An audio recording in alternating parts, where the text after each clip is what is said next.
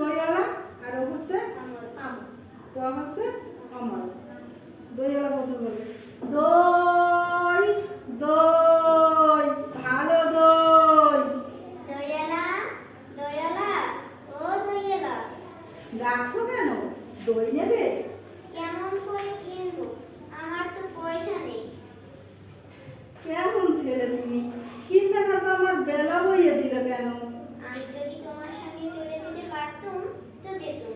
আমার সঙ্গে? হ্যাঁ, তুমি যে কত দূর থেকে হাঁটতে হাঁটতে চলে যাচ্ছ শুনে আমার মন কেমন করছে।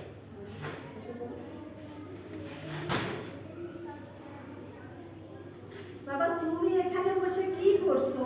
কবিরাজ আমাকে বেরোতে বারণ করেছে, তাই সারাদিন আমি এখানেই বসে থাকি। হ্যাঁ বাসা, কি হয়েছে তোমার? আমি জানি না, আমি তো কিছু করিনি, তাই আমি কিছু জানি না আমার কি হয়েছে। দয়ালা, তুমি কোথা থেকে এসেছো?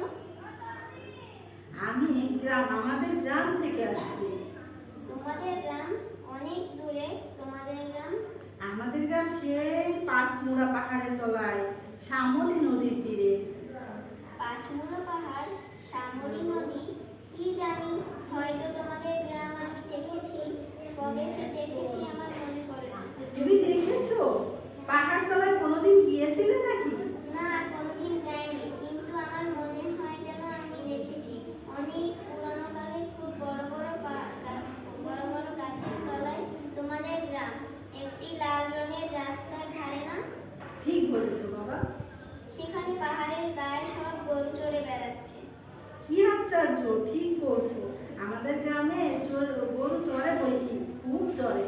মেয়েরা সব নদী থেকে জল তুলে মাথায় কলসি করে নিয়ে যায় তাদের লাল শাড়ি পরে। বাহ বাহ, ঠিক কথা। আমাদের সব কয়লাপাড়ার মেয়েরা নদী থেকে জল তুলে তো নিয়ে যায়, তবে কিনা তারা সবাই যে লাল শাড়ি পরে তা নয়। কিন্তু বাবা, তুমি নিশ্চয়ই কোনোদিন সেখানে বেড়াতে গিয়েছিলে? সত্যি বলছি দয়ালা, আমি কোনোদিন যাইনি। কবিরাজ যেদিন আমাকে বাইরে যেতে বলবে সেদিন তুমি নিয়ে যাবে তোমার সঙ্গে। যাবো বই কি বাবা, খুব নিয়ে যাবো। তো আমাকে তোমার মতো ওই রকম দই বেচতে শিখিয়ে দিও, ওই রকম ঝাঁক কাঁধে নিয়ে ওই রকম খুব দূরের রাস্তা দিও। মরে যায়, দই বেচতে যাবে কেন বাবা? এত এত পুঁথি পড়ে তুমি পণ্ডিত হয়ে উঠবে। না না না, আমি কখনো পণ্ডিত হব না। আমি তোমাদের রাঙা রাস্তার ধারে তোমাদের বুড়ো বটের তলায় গোয়ালাপাড়া থেকে দই নিয়ে এসে দূরে দূরে গ্রামে গ্রামে গ্রামে বেচে বেচে বেড়াবো। কি রকম করে তুমি বলো? দই দই দই ভালো দই, আমাকে সুরটা শিখিয়ে দাও। হায় পোড়া কপাল, এ সুর কি শেখাবার সুর? না না, ও আমার শুনতে খুব ভালো লাগে।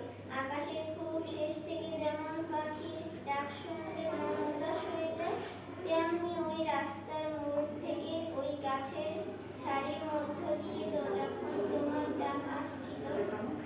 বাবা একবার দই তুমি খাও। আমার তো পয়সা নেই।